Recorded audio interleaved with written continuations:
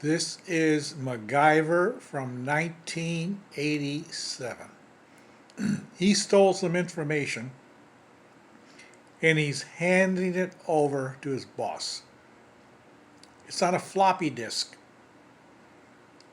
That was the original floppy disk available to the public. I don't know what it was, 6-7 inches square. When I first started with a computer, that's exactly the size of floppy disk I used. And it supposedly would hold like 25 full typewritten pages. I don't know how many megabits it was. But you're looking at the original first floppy disk for commercial, or rather public use. In the IBM computer. That's the only one that was around. I think it was before the Mac.